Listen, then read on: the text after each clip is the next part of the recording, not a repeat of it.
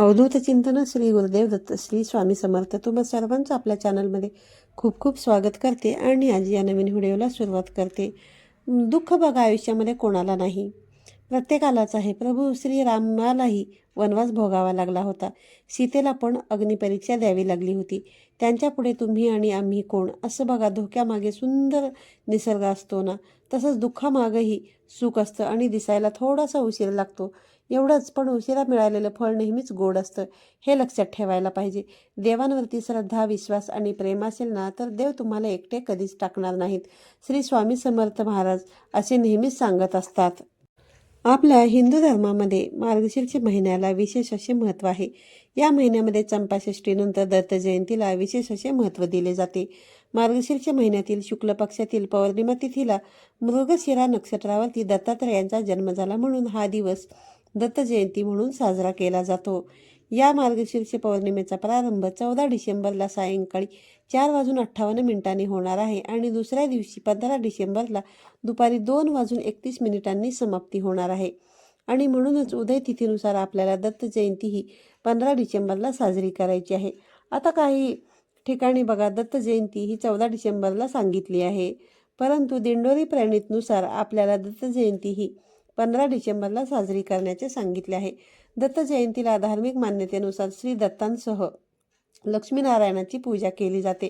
असं केल्याने धनसंपत्तीमध्ये वाढ होते. दत्त जयंतीनिमित्त अनेक जण 21 दिवसांची सेवा करत असतात. कुणी 7 दिवसांची सेवा करत असतं, तर कुणी 3 दिवसांची सेवा करत असतं. आता ज्यांना या दिवसांमध्ये दत्तगुरूंची सेवा करणं शक्य नाही किंवा झालं नसेल, म्हणजेच काय बघा, या दिवसांमध्ये आपण गुरुचरित्राचं पारायण आपण बरेच जण करत असतो, तारक मंत्राचं पठण करत असतो किंवा श्री स्वामी समर्थ मंत्राचा 11 माळी जप करत असतो. या अशा ज्या वेगवेगळ्या सेवा आहेत तर त्या या दत्त जयंतीनिमित्त केल्या जातात. परंतु आता सर्वांनाच या सेवा ज्या आहेत तर त्या करणं शक्य झालं नसेल, तर बघा बऱ्याच वेळा घरामध्ये लहान मुलं असतात, त्याचबरोबर बऱ्याच लोकांना ऑफिससाठी बाहेर कामानिमित्त जावं लागतं. तसेच काही मुलांची सुद्धा इच्छा असते की बघा आपण गुरुचरित्राचं पारायण एक वेळा तरी अवश्य करावं, परंतु मुलांना अभ्यास असतो किंवा घरामध्ये काही मासिक धर्म असतात, सुतक असतो, तर अशा ठिकाणी बऱ्याच अडचणी असतात आणि या अडचणीमुळे आपल्याला पारायण करणे शक्य होत नाही. आणि म्हणूनच आज या व्हिडिओमध्ये मी तुम्हाला सांगणार आहे, जर तुम्हाला दत्त जयंतीनिमित्त गुरुचरित्राचे पारायण करणे शक्य झाले नसेल, तर तुम्ही या दत्त जयंतीच्या दिवशी कोणतीही सेवा नाही केली तरी देखील चालेल, परंतु हा गुरुचरित्रातील एक अध्याय नक्की तुम्हाला वाचायचा आहे. हा अध्याय वाचल्याने तुम्ही धनवान बनाल, सर्व कामामध्ये तुम्हाला यश मिळेल आणि फक्त 24 तासातच तुम्ही मागाल ते सर्व तुम्हाला मिळून जाईल. तुमची अशक्य जी गोष्ट आहे तर ती नक्कीच शक्य होईल. असा कोणता अध्याय आपल्याला वाचायचा आहे, कोणत्या वेळेमध्ये वाचायचा आहे, याचे नियम काय आहेत, याबद्दलची संपूर्ण माहिती आज या व्हिडिओमध्ये मी तुमच्यासोबत शेअर करणार आहे. त्यामुळे तुम्ही हा व्हिडिओ स्किप न करता शेवटपर्यंत बघत राहा. चॅनलवरती नवीन असाल तर नक्की सबस्क्राईब करा आणि माहितीपूर्ण व्हिडिओ पाहण्यासाठी बेल आयकॉनला प्रेस करा. आपल्या जीवनामध्ये अनेक अडचणी येत असतात. घरातली भांडणे, दुःख, वैचारिक मतभेद यामुळे आपल्याला जीवन सुद्धा नकोसे वाटते. पण यावरती एक उपाय म्हणून गुरुचरित्रातील तुम्ही हा एक अध्याय दत्त जयंतीनिमित्त नक्की वाचा. हा अध्याय जर तुम्ही वाचलात तर तुमच्या जीवनातील सर्व संकटांचा नाश होईल. सद्गुरूंच्या कृपेने आपण जीवनाच्या महासागरातून अगदी सहजपणे विहार करू शकतो. मनःशांती आणि समाधान आपल्याला प्राप्त होईल आणि आध्यात्मिक प्रगती होईल. तसेच या अध्यायामुळे आपल्या आयुष्यातील दारिद्र्य संपूर्णपणे दूर होईल आणि आपल्याला बघा कोणत्याही कुठल्याही प्रकारचे आर्थिक संकट असो, म्हणजेच कर्ज असेल, नोकरी न लागणे असेल, घरामध्ये लक्ष्मीची अवकृपा असणे, या सर्व समस्या आहेत तर त्या एका अध्यायाच्या पठणामुळे नष्ट होतील. हा अध्याय गरीब ब्राह्मणांचे दारिद्र्य दूर करणारे गुरु नरसिंह सरस्वतींचे चारित्र्य सांगतो. या अध्यायाच्या पठणामुळे दारिद्र्य नष्ट होऊन संपत्ती, लक्ष्मी प्राप्ती होते आणि कर्जमुक्ती होते. तसेच उद्योग, व्यवसाय, व्यापार वृद्धी आणि आर्थिक परिस्थिती सुधारण्यास आपल्याला मदत मिळते.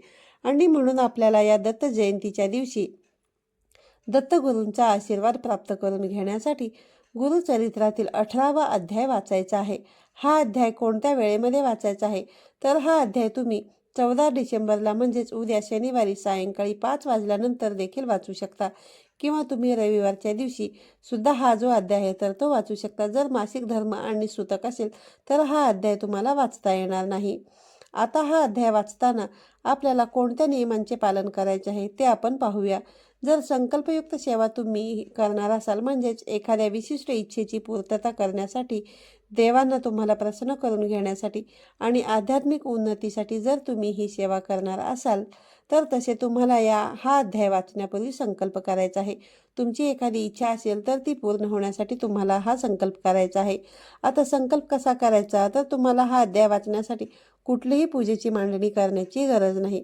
आपल्याला हा अध्याय आपल्या देवघरासमोरच वाचायचा आहे. यामुळे देवघरामध्ये दिवा प्रज्वलित करून घ्यायचा आहे. धूप, दीप, अगरबत्ती लावायची आहे. गुरुचरित्र जे आहे तर ते एका पाटावरती ठेवायचं आहे. आपल्याला लाल वस्त्रावरती ठेवायचं आहे आणि त्यानंतर थोडंसं पाणी आपल्या हातामध्ये घ्यायचं आहे आणि थोड्याशा अक्षता आणि फुलाच्या पाकळ्या हातामध्ये घेऊन स्वतःचं नाव घ्यायचं आहे आणि त्यानंतर हे जे पाणी आहे तर ते तुम्हाला संकल्प तुमचं बोलायचं आहे.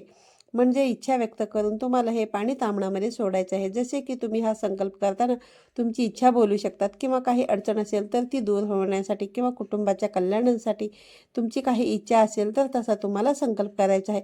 यानंतर दत्त महाराजांना तुम्हाला सांगायचं आहे की मी या अध्यायाचं पठण करत आहे. निर्विघ्नपणे तुम्ही पूर्ण करून घ्यावे आणि मान्य करावे अशी प्रार्थना करायची आहे. यानंतर तुम्हाला हा जो अध्याय आहे तर तो वाचायला सुरुवात करायची आहे. आता वाचताना तुम्हाला मोठ्या आवाजामध्ये वाचन करायचं आहे, जेणेकरून तुम्हाला आणि घरातील वातावरणातील सकारात्मक ऊर्जेने हे या आवाजाने वातावरण भरून जाईल आणि मनातल्या मनात तुम्हाला हे अध्याय जे आहे ते वाचायचं नाही. अध्याय वाचून झाले की तुम्हाला श्री दत्तगुरूंची आरती करायची आहे आणि त्यांना नैवेद्य अर्पण करायचं आहे. नैवेद्य अर्पण करत असताना कांदा आणि लसूण हा अजिबात वापरायचा नाही. तर या नैवेद्यामध्ये तुम्ही दूध, साखर किंवा खडीसाखर सुद्धा अर्पण करू शकता किंवा वालाच्या शेंगा जास्त तर त्याची भाजी देखील तुम्ही करू शकता आणि भाकरी हा नैवेद्य तुम्ही देऊ शकता.